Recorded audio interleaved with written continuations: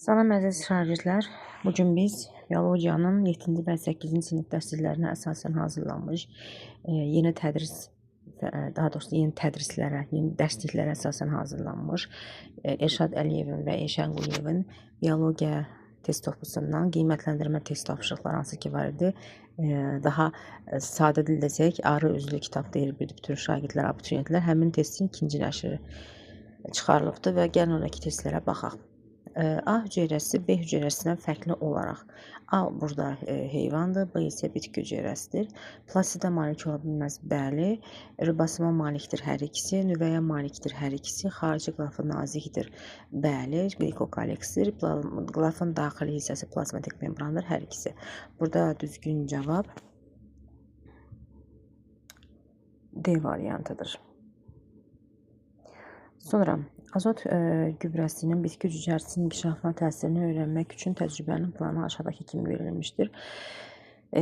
Cədvələ diqqətlə baxırıq. Demək, dəyişən burada, əgər siz fikir verirsək ki, burada dəyişməyən hansılardır? İşıqlanma dəyişməyibdir. Bir də suyun miqdarı dəyişməyibdir. Dəyişən bizdə yalnız azotdur. Azot dəyişibsə, biz də bilirik ki, azot gübrəsi bitkinin gövdə və yarpaqlarına təsir göstərdiyinə görə gəlin baxaq. Qrafikdə deyir ki, aslı dəyişən, sərbəst dəyişən və sabit dəyişən. Aslı dəyişən o deməkdir ki, yəni o aslı olaraq onun ölçüləri dəyişə bilər, onun görüntüsü dəyişə bilər və s.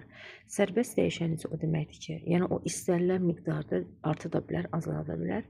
Sabit dəyişən isə, yəni ki, belə deyək də, heç bir dəyişiklik yoxdur, o stabil olaraq qala bilər. Burada bir cavab variantlarında, yəni burada şu məntiqimizi işlədirik. Aslı dəyişən olaraq məntiqi məsələdir ki, buradan azotu çıxacaq. Çünki burada azot, fikir verirsək ki, azot dəyişibdir. Torpağın suyun miqdarı da dəyişibdir, suyu da çıxmış oluruq. Torpağın digər elementləri, bizə burada torpağın digər elementləri sabit saxlanılır kimi veribdir. Amma burada bizə sabit dəyişən sözü və sabit saxlanılan sözü bizim fikirlərimizi dəyişir. Ona görə Y variantı uyğun gəlmir. Qalır A və C. Gəlin baxaq. Burada işıqlanmanı fikir verirsək ki, sərbəst dəyişən sözü varsa, demək ki, burada dəyişməlidir. Amma işıqlanma 105 saat olduğu üçün qaldığına görə bu variantda gedir. Düzgün cavabımız cücərti, azot və sudur. Su yəni burada olduğu kimidir, dəyişməyibdir, sabit qalıbdır. Sərbəst dəyişən isə azotun miqdarıdır. Cücərti isə onlardan asılı olaraq böyük inkişaf səviyyəsini göstərir. Şəkildə əks olunan canlı su mühitində yaşayır. Bu canlıların suya qoyduqları kürlərdən çıxan kiçik sürfələr inkişaf prosesi keçirərək yetkin fərdə çevrilir. Demək, burada bir aiddir nəyə? Burada inkişaf edərək deyirsə, birə aiddir A variantı. Niyə? Demək, burada üçüncüdə yetkin fərdə çevrilir deyirsə, biz burada artıq çoxalmadan danışacağıq. Burada düzgün bura aiddir 1. Sonra ikincidə nədir bizə? Yaşadığı mühitdən suda həll olunmuş oksigenin udur, tənəffüsdür. 2A. Üzgəcləri suda üzməsini təmin edir. 3 isə hərəkətdir. 3 də aiddir bura. Demək, 1B, 2A, 3Y düzgün cavab B variantı. Şəkildə təsvir edilmiş canlının 2 rəqəmi ilə işarələnmiş hissəsi zədələz. 2 rəqəmi ilə göstərilən bizdə. 2 rəqəmi ilə göstərilən rizoiddir. 1 ilə göstərilən isə tallomdur. 1 rəqəmi ilə işarələnmiş hissəsini qoparsaq, yəni biz buradan tallomu götürsək, nə baş verir deyir. Məlum məsələdir ki, qopardıqsa burada heç bir inkişaf getməyəcək. Çünki niyə?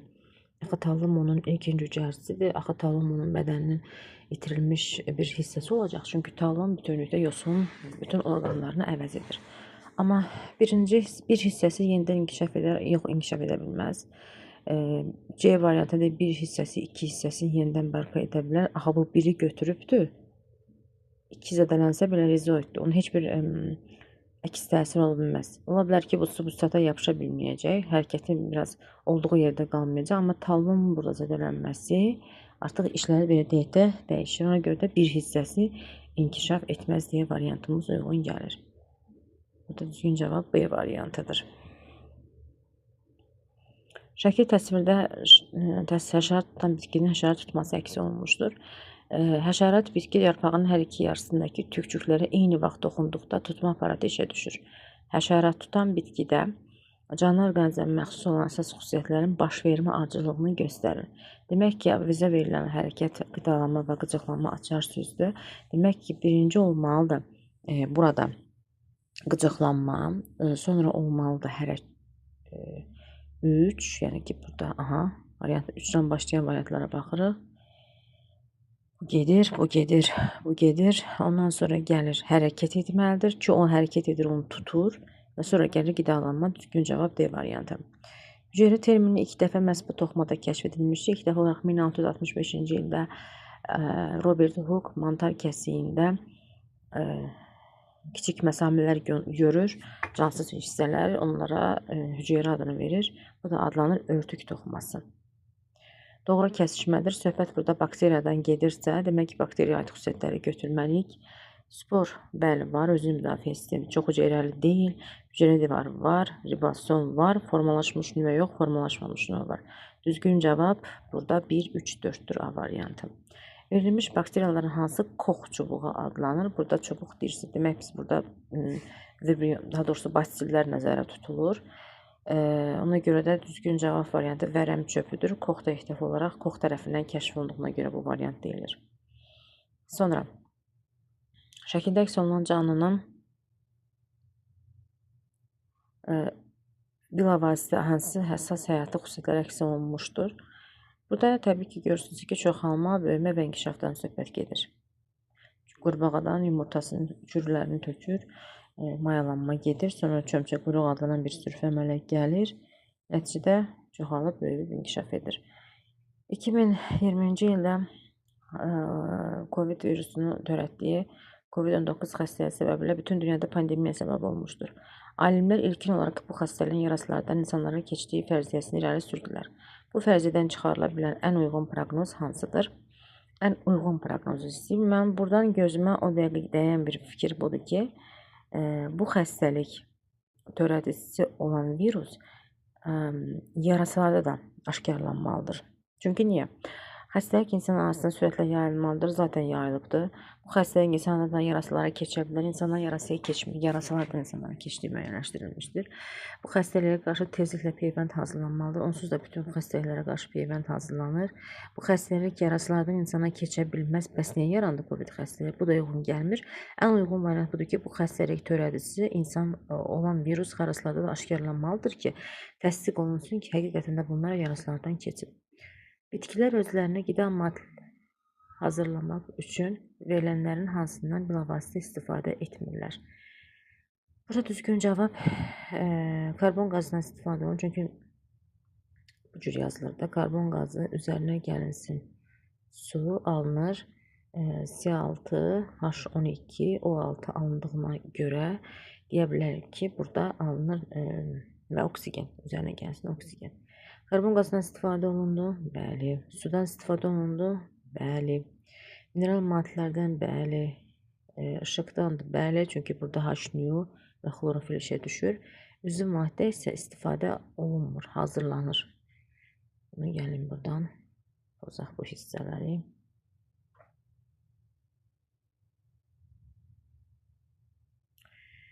Burada variant silindi. Burada variantı gedireyim, burada C-dir. Sonra burası Y-dir. İşıq mikroskopun optik hissələrini seçin. Optik hissələri burada hansılardır? Gözümüzdən gördüyümüz yer okulyardır və obyektivdir. Düzgün cavab B variantıdır. Ştativ onun gövdəsidir. Əşya masası preparatı qoymaq üçündür. Vintlərsə obyektivlər hərəkət etdirmək üçündür. İşıq yaşıl bitkilərin qidalanmasına, böyüməsinə, inkişafına təsir göstərən çox mühüm cansız təbiət amilidir. Müəyyən müddət qaranlıqda qalan bitki məhv olur. Aşağıdakilərdən hansı işıq sevən bir bitki növü üçün doğru proqnoz hesab edilə bilər? Doğru proqnozu istəyir burada bizdən. Sıx meşə şəraitində bitərsə daha hündür boylu ola bilər. Bəli, çünki burada nəyə görə? İşıq nə qədər ki bitkiyə sıxdırsa, demək həmin bitkilər yuxarıya doğru istiqamətlənmişdir. Bir-birlərini sıxaraq bitkilərin budaqlanması yuxarıya doğru istiqamətləndiğinə görə günəş şüasını daha yaxşı qəbul edirlər. Ona görə bir dəqiqdir. Günəş işığının bol düşdüyü açıq ərazilər burada fikri dəyişir. Hündür boy ola bilməz. Əksinə onların boyu orta boy olacaqdır. Bunlar x-dir. Cücərçisi torpağın altında olarkən daha sürətlə böyüyər. Bəli, bu məntiqi uyğun. Cücərçisi həqiqətən də torpağın altında onu daha sürətlə böyür. Çünki orada mineral maddələr sovurur. Cücərçisi torpağın üstünə çıxdıqdan sonra sürətlə böyülərsə səhvdir. Düzgün cavab A variantıdır. Ağac gövdəsi xaricdən daxilə doğru əsas qatdan, 4 əsas qatdan ibarətdir. Kambi, qabınıq, oduncaq, ksilema, özək. Neysə, burada sözbət nəyi deyir bizə?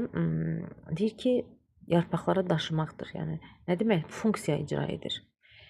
Birincidə deyir ki, hissələrini sayır. Deməli, yəni, biologiyanın hansı hissəsi öyrənir? Bunu öyrənir, anatomiya deyilir və yaxud da morfologiyaya köçə bilərsiniz. Amma ki, burada anatomiya verildiyinə görə C variantını götürürük. Fiziologiya isə gördüyü funksiyanı, yəni yarpaqlara daşımaq bunun bir funksiyası olduğuna görə ikinci fiziologiyadır. Düzgün cavab C variantı. Bitki və heyvan hüceyrələrinin qılafının quruluş və funksiyasına əsasən uyğunluğu müəyyən edin. Qılafın daxili hissəsinin plazmatik membranının quruluşu, hər ikisində daxil isə plazmatik membrandır. Uyğunluğu istəyir bizdən. Demək, bir oxşardır, bəli.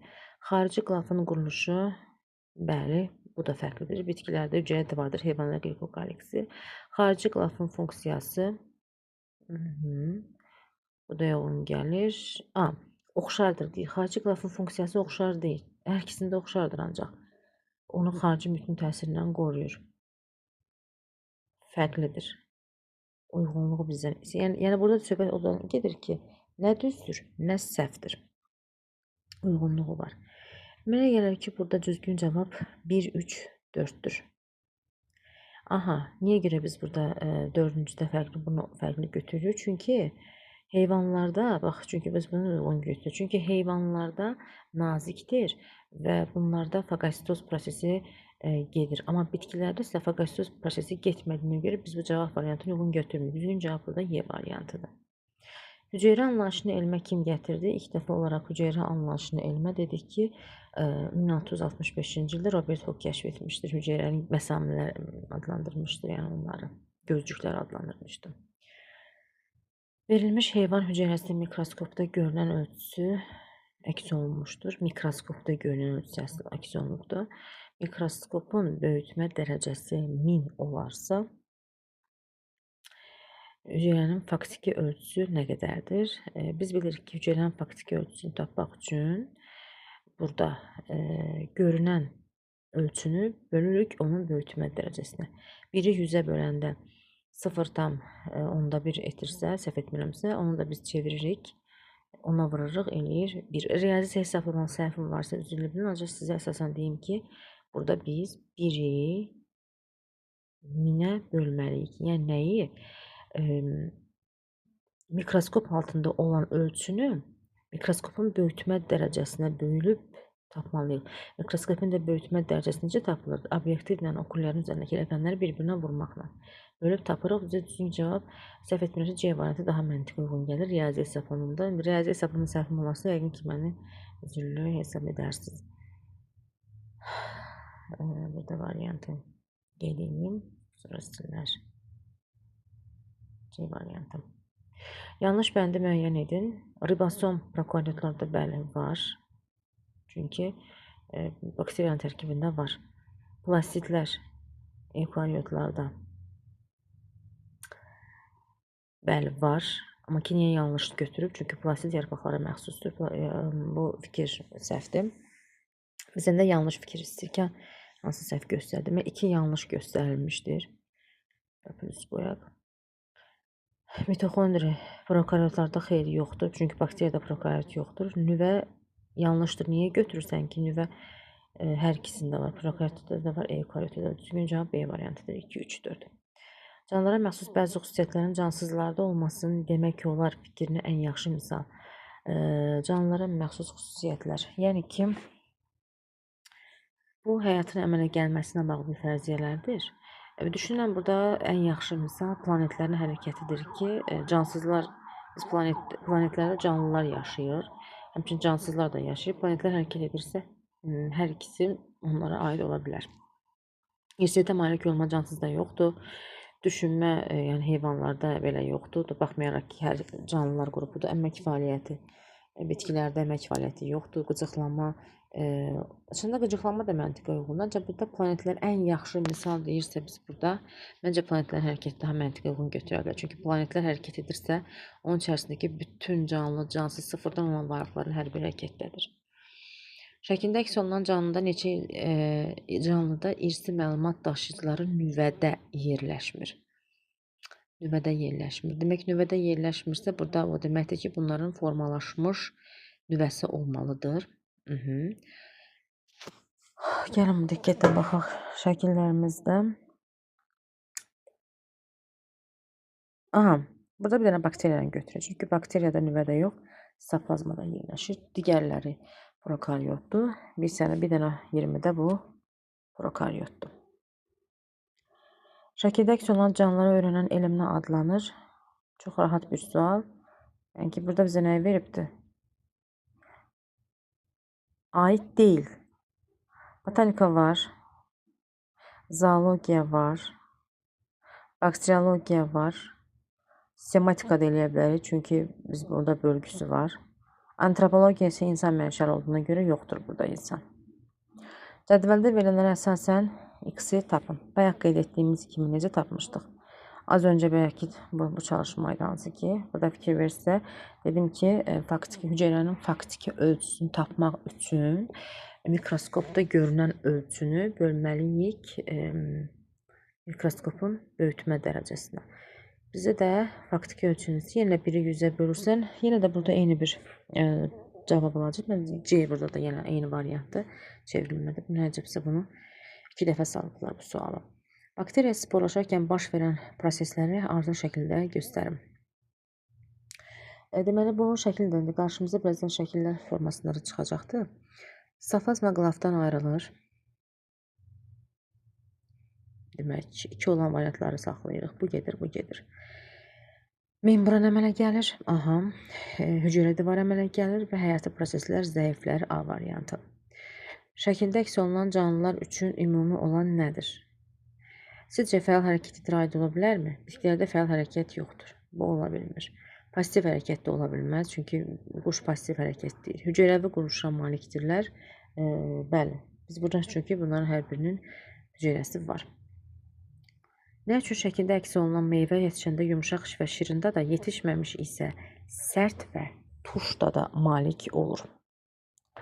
Gəlin baxaq variantlara. Çünki yetişəndə xlorofilin sintezi artır. Bu heç uyğun gəlmir. Bu fikir yarpaqlara aid söhbətdir. Hüceyrə divarının qalınlaşması və sərtləşməsi müşahidə olunur. Bunun yəni yeməyin dadına heç bir maniyyatı yoxdur. Gəlib burada yetişmiş meyvələrin ölçüsü artmağa başlayır. Bunun dadı ilə bağlılığı yoxdur deyə düşünürəm. Vakuumlarda üzvü maddələr toplanır, hüceyrə divarı qalınlaşır. Xlorofilin sintezi nəticəsində meyvəyə xas rəng əmələ gəlir. Məncə burada düzgün cavab A variantını götürə bilər. Çünki niyə? Vakuumlarda meyvəyə xas üzvü maddələr toplanır, hüceyrə divarının dəyişiklik və hüceyrəarası maddələrin selikləşməsi baş verir ki, burada çünki vakuum özü hüceyrə şirəsindən zəngindir. Həmçinin ehtiyat qida maddələri burada istifadə olunur. Ona görə də burada hüceyrəarası maddə, yəni toxuma qrupu işə düşür. Hansı toxuma? Əsas parenxim toxumasından söhbət gedir. Düzgün cavabımız A-dır. Şəkildə kartof bitkisinin insan tərəfindən qida kimi istifadə olunan gövdə yumrusu əks olunmuşdur. Nə üçün bu gövdə yumrusu təbii işıq altında müəyyən müddətdə qaldıqda yaşıllaşır? Çünki rəngsiz olur əvvəlcə bunlar. Leykoplastlar olur. Leykoplastlar isə xloroplasta çevrilir. Yəni ki, yaşıl rəngə çevrilir. E variantı. Təcrübə zamanı müəyyən olunur ki, torpaqdan gündüzlər müxtəlif qazlar çıxır, gecələr isə torpaqda soyuma ilə əlaqədar olan torpaq qazı daxil olur ki, misal üçün biz bura amoniakı, hidrogen sulfidi, karbon qazı misal göstərə bilərik ki, buna nəfəs alma və nəfəs vermə deyilir. Verilənləşdirib, ümumiləşdirsək torpağı canlı saya bilərikmi? Xeyr, uşağa, canlı saya bilmir. Çünki torpaqda canlıya xas olan əsas xüsusiyyətlər baş vermir. Sadəcə olaraq qazların, belə deyək, torpağın biokütləsində qazların qarşılıqlı mübadiləsimi deyək, gecə və gündüz növbələşməsinə əlaqədar baş verən bir hadisələrdir. Yəni ki, biz burada deyə bilmərik ki, torpaq böyüdü, torpağın inkişaf elədi, torpaqda orqanizmlərdən çoxalmasından söhbət gedirsə və yaxud da başqa cür böyümə və inkişaf söhbəti varsa, qidalanırsa torpaq, o deməkdir ki, hə, canlı saya bilərik. Amma torpaq cansız bir mühitdir, canlılar üçün olan bir mühitdir. Ona görə düzgün cavab D variantıdır. Cədvələ əsasən səhv fikri göstərin. A hüceyrəsində B hüceyrəsindəki nüvə var. Əgər görək, demək ki, B hüceyrəsi mütləq ki, burada bakteriya söhbət edirsə, bakteriyanı götürə bilməyəcək. Elə səhv mülahizəni istəsə dediyimizə əsasən, gəlin baxaq, A hüceyrəsi, demək, B hüceyrəsi göbələk hüceyrəsi ola bilər. Bəli, çünki fikir düzgündür. A hüceyrəsi fotosintez edən evkaryotdur. Sizin səhv fikir istəyir buradan. Aha, B hüceyrəsi yer üzərində yaşayan ən qədim orqanizm hüceyrəsi ola bilər. Elə bu fikir səhvdir. Niyə? Çünki əgər bunun nüvəsi varsa, bu evkaryotdur. Nüvəsi olmamalıdır burada əslində qalsa əgər bizə. Çünki ən qədim orqanizm bakteriyadır. Əgər burada B hüceyrəsinə nüvəsinin qarşısında minus qoysaydı, biz o fikri düzgün götürəcəkdik. Ona görə düzgün cavab burada C variantıdır. Orqanizm ətraf mühitdə baş verən dəyişikliklərə cavab verir. Bu proses necə adlanır? Aha, dəyişikliklərə cavab verirsə bu nə deməkdir? Bu artıq qıcıqlanmadır, yəni ki, ətraf mühitə qarşı reaksiya verməsidir. Nöqtələrin yerinə yazılmalıdır. Bitki hüceyrəsində müxtəlif rəng verən plastitlər xromoplastitlərdir. Yaşıl rəng isə xloroplastitlərdir. Düzgün cavab burada D variantıdır. Gedək buna. Eyni bir növ bitkinin böyüməsinə suyun təsirini araşdırmaq üçün təcrübə aparılmışdır. Yenə də burada dəyişən sudur. Aha, bayaq ki, ilk sualımızlardan biri idi. İşıq dəyişməyib, su da dəyişməyibdir. Gəlin baxaq, görək ki, burada söhbət nədən gedir. Qələmimizi götürək. Sabit qalan, dəyişən burada sudur. Ona görə biz bu variantları, burada su var, üzr istəyirəm. Bu qalsın. Torpaq işığı çıxdıq. Sərbəst dəyişən nə dəyişə bilər? Bitkinin nəyi dəyişə bilər burada? Əslində qalsa çıxdığım variantı, amma burada D variantı daha məntiqə uyğun gəlir. Niyə? Bitki dəyişir. Çünki bitkinin inkişafı bunlardan asılı olaraq dəyişir. Sabit dəyişən, yəni dəyişməyən torpaq və minerallardır. Sərbəst dəyişənsə sudur. Düzgün cavab burada D variantıdır. İlk dəfədən diqqətsizlik etdiyimə görə özürlü bilin. Çünki burada sabit və sərbəstin bayaq yerlər dəyişik olduğu üçün mən də o qənaətə gəlmişəm. Şəkildə verilən canlının yalnız birinə aid olanları seçin. Demək, bitkidir, mikologiya, göbələkdir, bir də bakteriyadır. Yalnız birinə aid olanları istəyir bizdən. Baxaq görək hansı variantdır. Ribosom hamısında var, hüceyrə divarı hamısında var. Aha, formalaşmayan nüvə, bəli, bu aiddir prokaryotlara. Sitoplazma, xeyr, hamısında var. Həyata proseslərin bir hüceyrədə baş verməsi, bəli, bu yalnız bir hüceyrələrə məxsusdur ki, o da bakteriyalara aiddir. Xromosomda hamısında var, düzgün cavab 3-5-dir, D variantı. Hüceyrənin əsas hissələri daxildən xaricə doğru göstərilmişdir. Hansılardır bunlar? Birinci olmalıdır, daxildən deyirsə nüvə. Nüvənin ətrafında, nüvə yerləşir sitoplazmanın içərisində, sitoplazma da xaricdən qılafla əhatə olunduğuna görə düzgün cavab burada B variantıdır. Şəkildə əks olunan bir hüceyrəli yosunun olan Acetobulyariya yosununun oxla işarələnmiş hissəsini, çətir hissəsini kəsib götürdükdən sonra o yenidən böyür. Buna bilavasitə səbəb, əgər bunun bu hissəsini kəsib götürübsə, bu talomudur.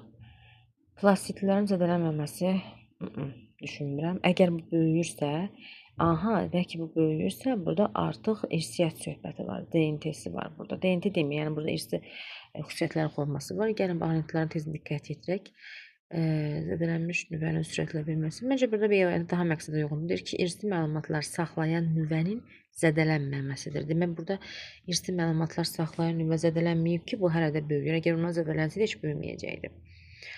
35-də bir insan aktiv hərəkət etdikdə əzələdə olan X orqanelinin fəaliyyəti ilə bilavasitə enerji ehtiyacını ödərsə, burada söhbət əgər enerjidən gedirsə, bir mənalı olaraq mitoxondrini götürür ki, mitoxondri universal enerji mənbəyidir, ATF adlanır. Verilənlərə əsasən doğru olanı göstərin. Bakteriya üçün doğru, çox hüceyrəli evkaryot üçün yanlış ola bilər. Çoxalma prosesi. Bizdən qələmi götürək, bizdən doğru olanı istəyir. Çoxalma prosesi bunlar üçün hər birində var. Eukaryotda da var, prokaryotlarda da var. Bu fikir düzgündürmü? Düzgündürmü? Digərlərinə baxaq. Bütün həyati proseslərin bir hüceyrədə baş verməsi. Bütün həyati proseslərin bir hüceyrədə baş verməsi deyirsəm.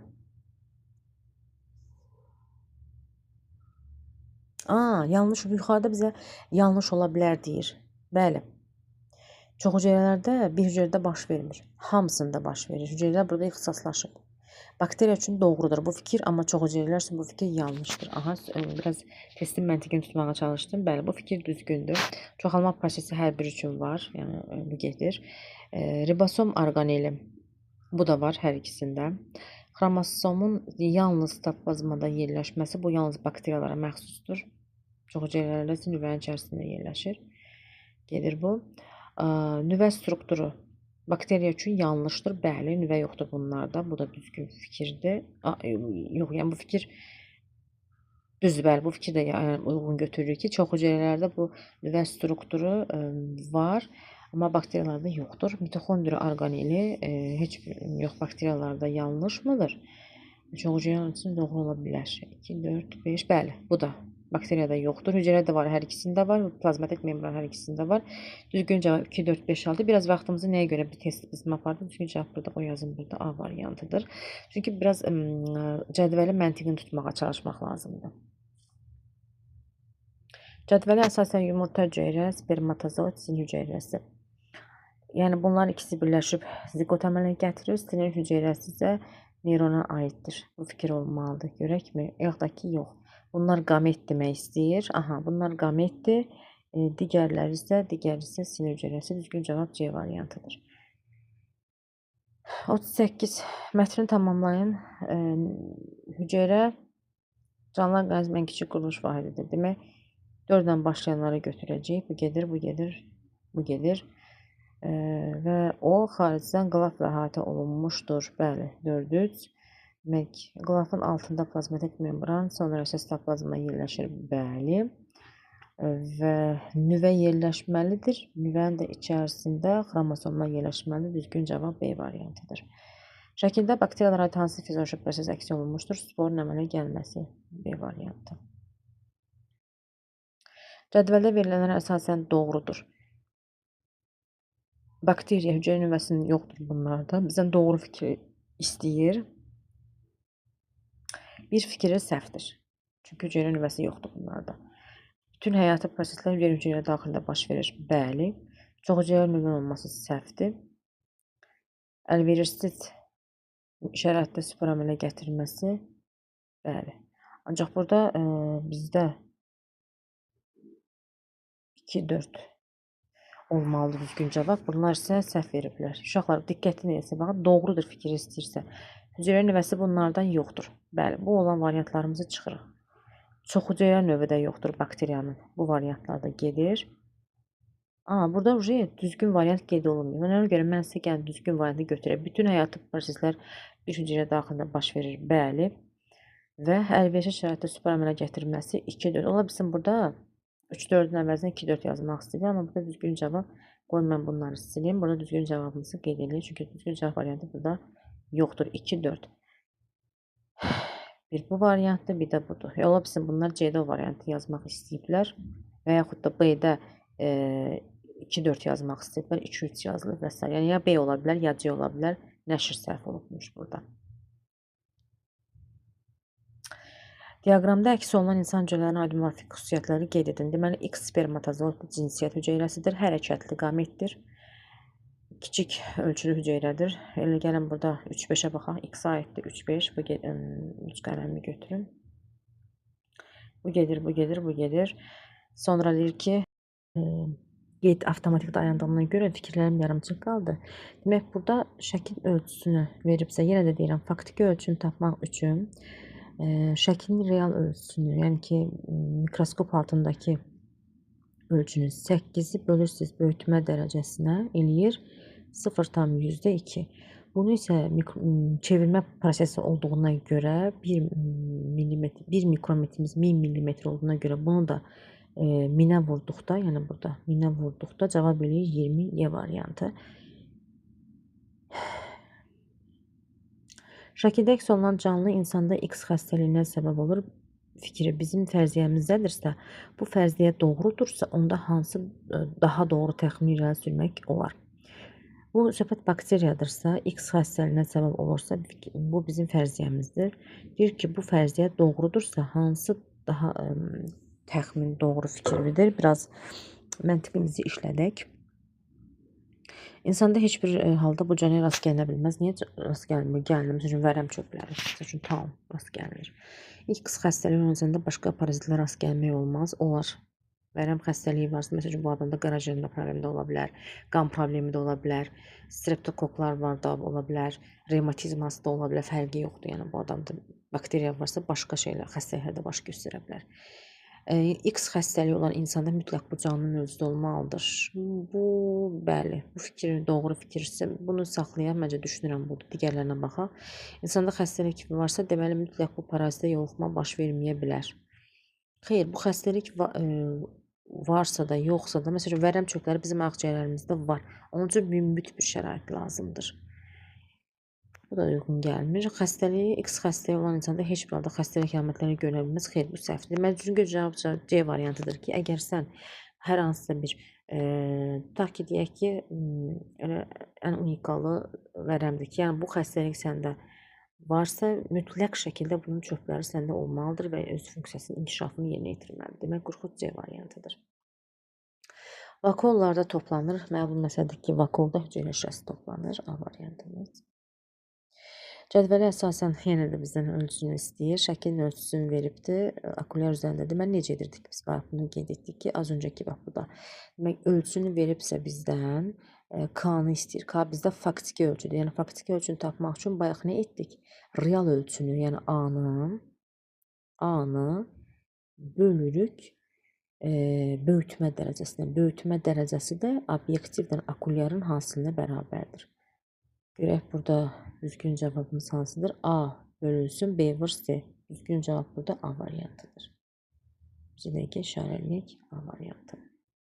Sinir impulslarının ötürülmə ardıcıllığını istəyir bizdən. Burada demək, birinci olmalıdır. Demək, uzun çıxıntılar, akson. Sonra onun nüvəsi, bir də dendritlərə ötürülmə baş verməlidir. Və məncə burada 46-ya A aiddir. A, B, C ötürülməsi baş verməlidir. Bu sporun əmələ gəlmə prosesidir. Deyir ki, hansı fikir doğrudur? Əlverişsiz mühitdə baş verir, bəli. Yox, birinci əlverişlidir, ikinci əlverişsizdir, bəli. Davamsız forma yaranır. Əslində qasaba özünü müdafiə sistemi yaratmış olur. Davamsız forma niyə yaransın? Bu deyil. Davamlı forma yaranır, bəli. 2-4-dür düzgün cavabımız Y variantı. Müşahidələr nəticəsində müəyyən olunmuşdur ki, fotosintez nəticəsində yarpaqlardan mühitə qaz ayrılır. Aha, fotosintezdə qaz ayrılır. Hansı qaz ayrılır? Karbon qazı udulur, oksigen qazı ayrılır. Deyir ki, indi burada verilmiş təcrübədən hansı bu qazın oksigen olduğunu daha dəqiq müəyyən etmək üçün aparılmışdır. Yaşıl bitkini qapalı şüşə qabının altında yerləşdirib bir sutka qaranlıqda saxlamaq. Yaşıl bitkini qapalı şüşə qabının altında yerləşdirib bir sutka işıqda saxlamaq.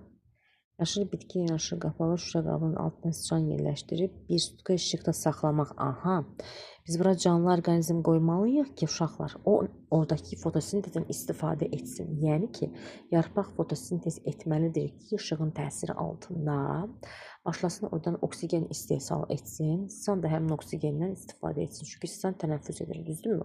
Canlılar kimi. Ona görə düzgün cavab C variantı. Daha dəqiq müəyyən edə bilərsən burada oksigeni. Əgər insan eritrositlərində gemoqlobin çatışmazlığı baş verərsə, gemoqlobin də eritrositlərin aid. Çünki bizdə zülalların 4-cü quruluşda həmçinin gemoqlobin bir əlavə bir məlumat verim sizə. Toxumalarda oksigen qıtlığı yaranır. Bəli, çünki var anemiya, var məsəl üçün gemoqlobin, eritrositlərin səthinin sahəsi azaldığına görə, yetərincə oksigen daşımadığına görə gemoqlobin aşağı düşür. Düzgün cavab burada A variantıdır.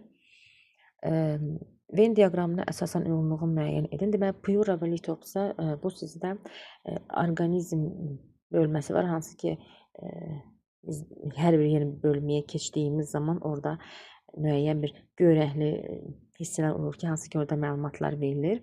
Məsələn, pleurada heyvan qrupudur, litopsa demək bitki qrupudur. Məlum məsələdir ki, 1-ə aid olacaq. Əgər avtotrof qidalanır desə, biz bunu 3-ə aid götürəcəyik. Aha. Düzgün cavab B variantıdır. Gəlin bu haqda məlumat verim. Litops avtotrof qidalanır və quraqlıq ərazilərdə yaşayır. Pleura isə birinci, yəni ki, heterotrofdur, yəni heyvandır və bu quraqlıq ərazi, daha doğrusu qayalı sahil sularında yaşayır. Amma hər ikisi canlı daşdır. Mən sizə məsləhət görərdim ki, internetdə yazın bunların şəklinə baxın. Bir də öz kitabınızda biologiyanın birinci hissə dərsliyində 7-ci sinif üzrə orada o bölmədə var. Yəni axtarsız tapa bilərsiniz. Sxemə əsasən X, Y və Z-in yerinə nə yazılmalıdır? Aha, nə yazılmalıdır? Görək nə yazılmalıdır burada. Prokaryot hüceyrə, heyvan hüceyrəsi. Aha, bir sxemi başa düşməyə çalışaq. Ribosom X-in yerinə yazıla bilər, çünki hamısında var. Əla. Hüceyrə divarı yalnız hansında var? Bakteriyada var, bəli, prokaryotda var, düzgündür. Mitoxondri isə evkaryotda var. Aha, düzgün cavab bizdə elə C variantıdır. Çünki mitoxondri hər ikisində bakteriyada yoxdur.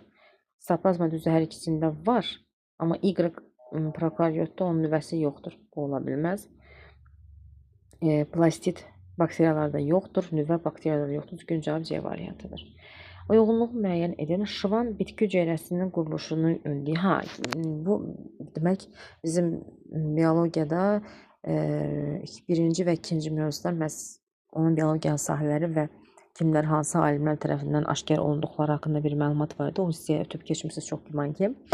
Demək, burada Şıvan yeyib, Şıvan heyvan hüceyrəsini tapıbdır. Schleiden bitki hüceyrəsini tapıbdır. Crick isə DNT-nin modelini tapmışdır. Düzgün cavab burada A variantıdır. Əlverişli mühitdə olan bakteriyaların yaratdığı nəsil sayının bakteriyanın başlanğıc sayından asıllıq qrafikini istəyir bizdən. Mən bir şey deyim sizə. Başlanğıc bakteriya nə olur olsun, nəsil sayı həmişə olur onun nəyindən asılıdır? Bölündüyü saatdan asılıdır. Misal üçün, tutaq ki, verib bizə 2 bakteriya 1 saat ərzində maksimum bölünmə keçirdim. Maksimum bölünmə deyirsə, bu zaman 20 dəqiqədən bir bölünməni götürürük. O da eləyir 2 üstü n. Yəni biz burada 2 üstü artıq 3 götürürük. Bakteriyada başlanğıc bakteriyanda versin 2 vurulsun 2 üstü 3. 8 vurulsun 2, 16. Yəni nəslin sayı bundan asılı deyil. Biz tapdığımız NT, yəni vahid zamanda əmələ gələn bakteriyanın sayı. Əgər bizə versəydi ki, vahid zamanda əmələ gələn bakteriyaların sayı nəslin sayı ilə, bəli, onda məqsədə uyğun götürə bilərik ki, nəslin sayı onun nə qədər bölünməsindən asılı olaraq onun sayını artırıb və azalda bilər. Düzgün cavab burada. Mən bunları silim. Yəni, düzgün cavab A-dır. Yəni, asılı olmayan variantı götürməliyik. Təsvir edilmiş şəkildə sinir impulsları hansı istiqamətdə ötürülməlidir? Az öncə gördüyümüz A neyron cismidir. Uzun qısa çıxıntılarımızdır bunlar. Sinir impulsu hansı istiqamətdə ötürülməlidir? Yenə də burada belə ardıcıl getməlidir. A, B, C. Cisim, çıxıntı və sonradan da lazım olan bədən hissəsinə ötürülməlidir. A variantı. Hansı fikir doğru deyil? Canlılarda demək böyümə zamanı həmişə inkişaf müşahidə olunur. Bizə inkişaf zamanı böyümə müşahidə olunmur. Böyümə zamanı inkişaf müşahidə olunur burada. C-yə baxaq. Toxuma və orqan varsa mütləq çox hüceyrəlidir. Düzdür. Çox hüceyrəlilik varsa bu evkaryotdur. Düzdür. Prokaryotlar varsa mütləq hüceyrəlidir. Düzdür. Çünki bakteriyanın çox hüceyrəsi yoxdur. Demək ki, burada A və B-yə baxsaq lazım ki, böyümə zamanı inkişaf var. Bəli, bu böyüdükcə inkişaf edir. Amma inkişaf zamanı böyümə olmur. Onun əksi olmur, yəni. Vərəm xəstəliyinin törədicisi olan bakteriyaları kim kəşf etmişdir? Bayaqda var idi bizdə bu sual, Kox idi. Kox çubuğu deyilirdi onun həmçinin. Şəkildə təsvir edilmiş mikroskopun böyütmə dərəcəsini hesablamaq üçün okulyar obyektivin üzərindəki rəqəmləri biz bir-birinə vururuq. Düzgün cavab, yəni burada 60-ı 10-a vururuq, eləyir 600. C variantı. Canlılarda rüşeyin inkişafını öyrənən inkişaf nədir? Onun belə deyək də embriyologiyasını adını tapıb ifadə etmək üçün birbaşa insanın ağlına gələn onun sahəsi oldu, embriyologiyamızdır. Bu da düzgün cavab B variantıdır. Genetika onun genlərini öyrənir, xromosom dəsturi, sistematika onun bölgüsünü öyrənir, fiziologiya funksiyalarını, anatomiyası onun daxili əlamətlərini öyrənir. İnsanın göz alması xaricdən daxilə doğru ağlı geçən, damarlı geçə, torlu geçə qatdan təşkil olunmuşdur. Aha, demək ki, burada artıq söhbət nədən gedir? Onun quruluşundan bəhs edir, düzdürmü? Quruluşdan bəhs edirsə, bu daxili əlamət olur. Ona görə də bayaq qeyd etdiyim kimi anatomiya olan variantlarımız qalır. Morfologiya xarici əlamətidir. Sistematika deyil, fiziologiya da deyil. Göz bəbəyi parlaq işıqda daralaraq gözün daxilinə keçən işıq şüalarının selinin miqdarını azalırsa fiziologiya. Düzgün cavab B variantıdır. Verilmiş fikirlərdən hansı yanlışdır? Araqvari anemiya xəstəliyinə əziyyət çəkən şəxslər... Üzr istəyirəm, suala yer qarşıladım. Verilmiş fikirlərdən hansı yanlışdır? Xromosomlar xromoplastlarda yerləşir. Xromosomlar. Tamamilə uyğun gəlməyən bir fikirdir bu. Xromosomlara, xromoplastlara. Xlorofil pigmenti xloroplastlarda toplanır. Düzdür. Leykoplastlarda ehtiyatla toplanır. Düzdür, çünki qida maddələri toplanır. Leykoplastlarda bəli, ehtiyat inşası toplanır. Vakuol degenerasiyası toplanır. Bəli, xromosom, xloroplast ayrı bir şeydir. Xromosom gensi xüsusiyyətlərin daşıyıcısı. Xromoplastlar isə plastitlərə aid bitkilərdə olur. Kök hüceyrəsi nədir? Kök hüceyrəsi demək bitkilərin kökündən alınmış hüceyrələr. Bu çaşdırıcı bir fikirdir. Diqqət yetirsəniz. Mən burada 61-ci suala baxmadım. Üzrlü bilin, fikirlərim çox qarışdı. 60-dan birbaşa keçid verdim. Araqvari anemiya xəstəliyindən əziyyət çəkən şəxslərdə verilənlərdən hansı müşahidə olunar? Toxumalarda oksigen qıtlığı yaranır. Bəli, bayaq qeyd etdiyimiz kimi anemiya qan azlığı deməkdir. Toxumalarda tənəffüs sürətlərinin fikri səhvdir. İnsan daha ləngi tənəffüs edir. Çünki bir sözlə burada araqvari anemiya, yəni ki, hemoqlobin çatışmazlığı deyilir buna ki, bu A variantıdır. Kök hüceyrə nədir burada? Bitkilərin kökündən alınmış hüceyrələr yox, səhvdir. Orqanizmdə xüsusi funksiyalar yerinə yetirən hüceyrələr, xüsusi funksiyalar yerinə yetirən. Digərinə baxaq, çox hüceyrəli heyvan orqanizmində heç bir funksiya yerinə yetirməyən hüceyrələrdir. Aha, heç bir funksiya bunlar yerinə yetirmirlər. Əgər lazım gələrsə, bunlardan laborator şəraitdə istifadə olunur. Müəyyən funksiyayla əlaqədar ixtisaslaşmış hüceyrələr qrupu deyil, özlərindən başqa digər hüceyrələr qruplarına başlanğıc verməyəndir. Və düzgün cavab burada C variantıdır. Bu da bizim kitabımızda elm, texnologiya və həyat bölməsində xüsusi qeyd olunmuş hissələrdir. Hüceyrələr bölməsinə baxsınız, orada görəcəksiniz. Hüceyrə sitoplazması haqqında olan yanlış bəndi istəyir bizdən. Orqanellər və nüvə üçün mühit yaradır, bəli. Bunları çıxa-çıxa gedək. Orqanellərin və nüvənin birgə fəaliyyətini təmin edir, bəli. Hüceyrədə gedən biyokimyəvi reaksiyalar üçün mühitdir, bəli. Daxili mütəfəyyətini dolduran həmişə kimyatıdır, düzdür. Hüceyrə arası bir vasitə əhatə edərək onu xarici təsirdən qoruyur. Bu səhvdir, bu qılaf olmalıdır. Verilmiş fikirlərdən hansı doğrudur? Orqanizm prokaryotdursa 100% bir hüceyrəlidir. Bəli, çünki bu söhbət burada bakteriyadan gedir. Bu fikir düzdür. Orqanizm eukaryotdursa 100% çox hüceyrəlidir. Çox hüceyrəlidirmi? Yox, bu səhvdir. Orqanizm bir hüceyrəlidirsə, bir dəqiqə burada mən düzgün cavab variantını görə bilmirəm. Qələmi qoyduğuma görə. Bir dəqiqə. Variantlar sildiyinə görə. Bir orqanizm prokaryotsa 100% bir hüceyrəlidir fikri, bəli, düzgündür. Orqanizm eukaryotsa 100% çox hüceyrəlidir, səhvdir. Orqanizm bir hüceyrəlidirsə 100% prokaryotdur. Deyə bilmərik ki, bu 100% prokaryotdur. Misal üçün götürək bir hüceyrəliləri. Onların eukaryotdur, çünki onun nüvəsi var. Orqanizm çox hüceyrəlidirsə 100% eukaryotdur. Bəli, bu fikir düzgün, çünki mütləq bunun nüvəsi olmalıdır ki, çox hüceyrəlidir. Orqanizm toxuması olan orqanizmlər 100% çox hüceyrəlidir, bəli. Orqanizm çox hüceyrəlidirsə 100% toxuması var. Xeyr, toxuma qrupu olmayan da bilənləri var. Misal üçün götürək xlorellanın, daha doğrusu Lotrixi, Sporogiranı, Ulvanı, bunlar çox hüceyrəlidirsə də, amma bunların toxuması yoxdur. Düzgün cavab burada C variantıdır. C, görə bilmirəm onu.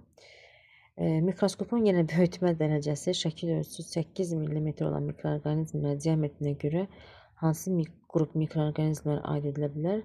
8-i 4-ə böləndə mənə elə gəlir ki, əgər bu ölçüyə görə deyir də, 8-i 4-ə bölübsə orta ölçüdən hesab oluna bilər. Düşünürəm, orta ölçüdürmü? Bir də baxaq, iri ölçülü. 8-i 4-ə böləndə 20 götürürsə, bu iri ölçülü ola bilər. Düşünürəm, iri ölçülü ola bilər. Bu artıq nəzəri bir suallardır. Buna düzgün cavab necə edək bunu? Qələmi qaldıra bilmirəm. Neyse, buradan yazım 65'e A. Yazım 65 A yazacağım. Sonuncu 66-cı sual. Şəkildə rəqəmlərlə elədon yarpaq hüceyrəsinin hansı hissələri təsvir olunmuşdur? 1 nüvədir, bəli. 2 vakuoldur, bəli. 3 isə xloroplastdır, bəlidir. Bu isə oldu 66 C variantıdır.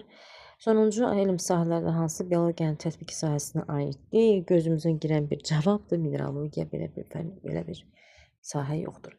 Belə əziz şagirdlər, sizinlə birlikdə yəni bu testi işlədim. Ola bilər hər hansı bir səhvlərim ola bilər. Mən buna tənqidlərə realistəm, müəyyən çərçivələr daxilində.